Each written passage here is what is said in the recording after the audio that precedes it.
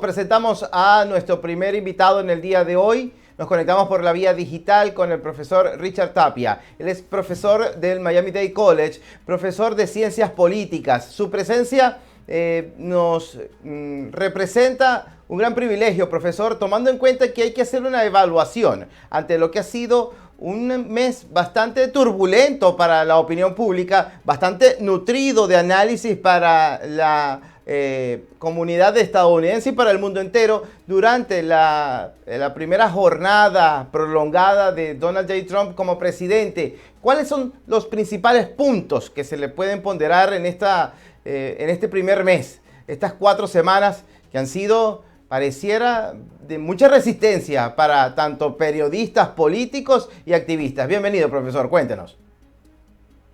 Gracias por invitarme al programa. Yo creo que los puntos más importantes es ver a dónde ha cambiado el enfoque de la administración de Trump comparado a la administración de Biden que ha existido.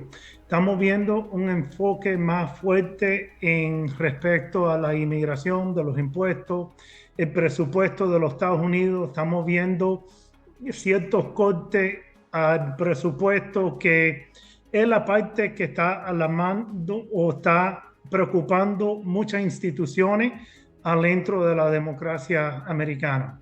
Entonces, a lo doméstico estamos viendo una agenda de corte para preparar el camino para cortar los impuestos para el 1% más millonario de los Estados Unidos. Y eso es que estamos empezando a ver el camino con ciertos cortes en el presupuesto. Cuando se habla de la póliza extranjera de los Estados Unidos, estamos hablando también de un cambio de prioridad y un enfoque cambiando de la democracia y los derechos humanos a un enfoque más a los intereses económicos de los Estados Unidos. Lo vemos en Ucrania con las declaraciones del presidente Trump diciendo ciertas declaraciones que sabemos que no es verdad. Sabemos que Ucrania no empezó la guerra contra Rusia, sabemos que Rusia atacó a Ucrania, sabemos que Zelensky fue elegido por el pueblo de Ucrania, no es dictador. Entonces, ¿cómo interpretar estas declaraciones? Y lo oímos de la administración de Trump, como si sea el secretario de Estado Marco Rubio o otros que han dicho que el presidente Trump quiere son los derechos a los recursos naturales, a los minerales de Ucrania para poder pagar los Estados Unidos por el dinero que se ha dado para la guerra. Entonces, eso significa un cambio en el enfoque de la póliza extranjera de los Estados Unidos, que se concentra más en una teoría realista, una política realista, una política que se enfoque más en los intereses económicos, teniendo prioridad por encima de la democracia y los derechos humanos. Y lo hemos oído con respecto al tema de Venezuela también. Hemos oído de Grenell que cierto acuerdo que se puede ratificar entre la administración de Trump y el régimen de Maduro sería un intercambio en que Venezuela acepta inmigrantes regresar a Venezuela y que Venezuela da más concesiones en respecto al petróleo hacia los Estados Unidos. Ahora, sabemos que en el último día o hoy mismo, la administración de Trump quiere cancelar una concesión de Chevron en Venezuela. Entonces, la pregunta es cómo interpretar dos declaraciones que puede ser que estén opuestas. Ayer, Grenell, el emisario del presidente Trump, hace estas declaraciones y hoy oímos esta otra declaración. Precisamente, sí. Precisamente, profesor, a eso iba. Y hago una analogía comparando al socialismo del siglo XXI como un gran cáncer. Cuando tenemos una lesión, como no soy médico, pero tengo unos tíos bárbaros que me han enseñado un poco de sus conocimientos y yo absorbo un poquito. Profesor, cuando tenemos un diagnóstico de cáncer tan grave, hay que tener un tratamiento de gran espectro. Yo quisiera saber si el cáncer del socialismo del siglo XXI que ocurre en Venezuela se está atacando, en este caso por parte de Estados Unidos, con una presión de gran espectro, tomando en cuenta la contradicción de lo que hay del enviado especial de la Casa Blanca que se reúne con Nicolás Maduro, tomando en cuenta a Marco Rubio con un mensaje claro, ratificado por su carrera durante años, desde el punto de vista político, mientras fue senador y ahora como cabecilla de la diplomacia estadounidense, de ir en contra de quienes llevan las riendas en Miraflores a la fuerza, no legítimos, y ahora lo que sucede con la Casa Blanca, con esta anulación de los acuerdos bilaterales para que Chevron no siga trabajando en Venezuela. Correcto. La gran pregunta es qué es la estrategia y el enfoque de la administración de Trump. Hemos visto en la administración de Trump ciertas declaraciones para crear presión para poder negociar. Ahora, la pregunta es qué es la meta que están tratando a negociar. Entonces tenemos que tomar en cuenta que Venezuela le debe a la Rusia y la China 100,000 millones de dólares, y en respecto de esa deuda, Venezuela da muchas concesiones a la Rusia y la China, y esa influencia en América Latina ha crecido, que puede ser un peligro para los Estados Unidos en el futuro. En el presente, los Estados Unidos cogen menos de un 3% del petróleo de Venezuela. Coge la mayoría del petróleo extranjero de Canadá, de México, entonces de México coge de Arabia Saudita y otros lugares. Venezuela yo creo que es menos un 3%, puede ser que usted tenga la figura ahí, pero es menos de 3%. Entonces cuando Chevron dio la concesión, cuando le dieron la concesión abajo la administración de Biden, era durante un tiempo que la administración de Biden quería poner cierta presión en el régimen de Maduro para hacer reformas electorales. Ahora la pregunta es, estas reformas electorales vimos que no se dieron. Entonces ahora la administración de Trump ha quitado esa concesión. ¿Es de verdad porque quieren hacer reformas electorales o es que quieren que Venezuela cancelan las concesiones que le ha dado a la China o Rusia para darle ciertas concesiones a los Estados Unidos? Entonces, esa es la estrategia que estamos viendo.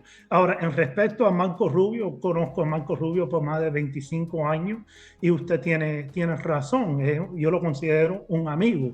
La carrera completa de Marco Rubio, y yo sé que personalmente él cree en la democracia y los derechos humanos, no solamente en Cuba, pero en Venezuela, por el mundo completo. Entonces yo sé que eso es como él se siente personalmente, como político, y lo hemos visto en su carrera completa. Ahora, como secretario de Estado, él está sirviendo al placer del presidente, a los intereses de la administración de Trump y los intereses de los Estados Unidos. Entonces, él va a estar en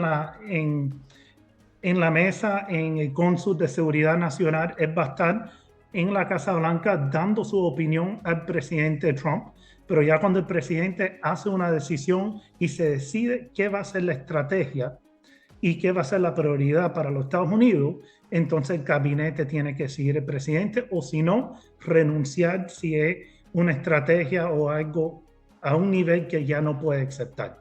A este momento, hemos visto que estas negociaciones se han continuado. La pregunta es si quitando estas concesiones es una manera de poner más presión en Maduro para negociar para mejores condiciones. La administración de Trump dice que quiere que Maduro coge los criminales del tren de Aragua y otras organizaciones criminales. También hemos visto el cartel de los Soles tener mucha influencia al tráfico humano y al tráfico de drogas, y quiere poner más presión. Entonces todavía hay muchas preguntas y muchas más reuniones que va a venir. Pero sin duda el enfoque, yo creo, de esta administración, que lo hemos visto en Ucrania y ahora lo vemos en Venezuela, es un cambio en enfoque de los derechos humanos y la democracia a los intereses económicos y los intereses militares de los Estados Unidos, y en particular la influencia de la China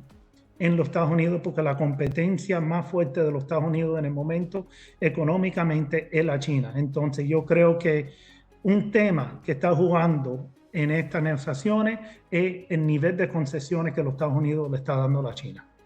Profesor, no los Estados Unidos, Venezuela. Venezuela. Perdona. Sí, no se preocupe. Venezuela. Sí. Profesor, para antes de despedirnos, quisiera también, desde el punto de vista de política interior, las decisiones migratorias. Desde el punto de vista de inmigración hay anuncios muy sensibles y que nos tocan en la médula a quienes residimos en el sur de Florida, quienes residimos también en Texas. En cualquier estado de la Unión Americana hay representaciones de esta valiosa comunidad que nutre de una cultura hermosísima a esta gran nación. Le pregunto, ¿es muy popular para los votantes quienes lo llevaron al triunfo al presidente Donald J. Trump en este mandato número 47, el hecho de ir en contra de la migración irregular? Y destaco, es migración que no está autorizada hasta los momentos, criminalizando a quienes no tienen documentos, porque tipificado en delito estadounidense, quienes se encuentren sin permiso en Estados Unidos son calificados como criminales. Hemos visto en la política doméstica de los Estados Unidos una política, una demagogia muy vieja que ha regresado a la política doméstica.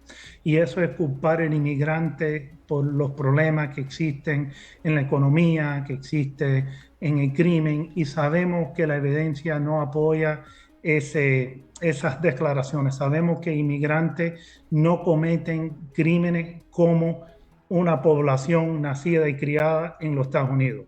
Y puede ver los datos del Pew Research Center que confirma que los inmigrantes no cometen crimen a la misma cantidad de las personas que han sido nacidos y criados.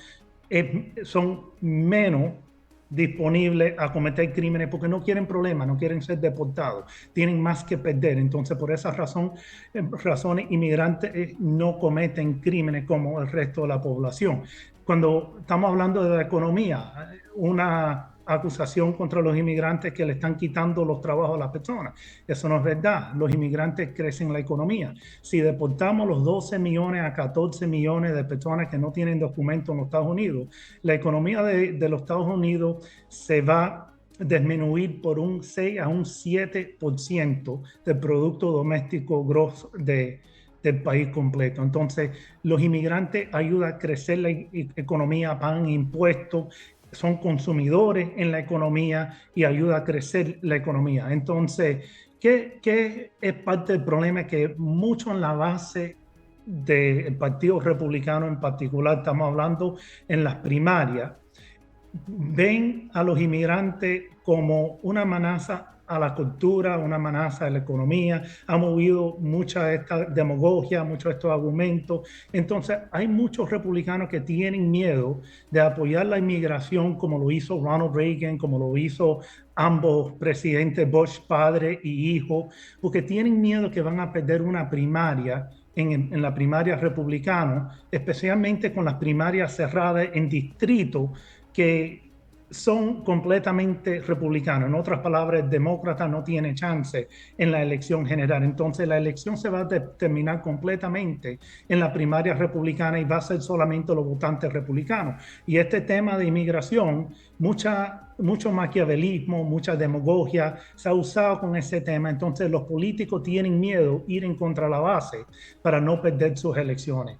No solamente eso, pero hemos visto personas con ciertos recursos, miles de millones de dólares, personas como Elon Musk, que ha dicho que si cualquier persona que va en contra del presidente Trump, cualquier republicano que va en contra del presidente Trump en el Senado o en el Congreso, van a financiar y le va a buscar dinero para una oposición en la primaria republicana, en donde estos temas tienen más poder en la base republicana. Ahora, ¿cómo viene el balance? El balance yo creo que va a venir en las elecciones generales, en esos distritos, en esos estados, a donde hay un número equivalente de republicanos y demócratas, lugares como Maine, lugares como estamos viendo Carolina del Norte, y yo creo que ahí es donde va a venir un cambio en la política de la demagogia que estamos viendo. Profesor, muchísimas gracias. Ya yo estoy expectante por las elecciones de medio mandato. y apenas llevamos un solo mes de la actual administración. Es decir, que ahora es que nos toca mucho por analizar en unas próximas semanas. Un gran abrazo a la distancia, saludos a todo el equipo y a los especialistas y a los catedráticos del Miami-Dade College. Gracias por invitarme. Seguro que sí, seguro que sí. Conversamos con Richard Tapia. Él es profesor de Ciencias Políticas del Miami-Dade College. Estamos en este análisis pormenorizado de lo que representa actualmente la incertidumbre del primer mes de gobierno del presidente de Estados Unidos, Donald J. Trump. Sigue tomando decisiones y todos los días hay anuncios que desestabilizan un poco a la opinión pública.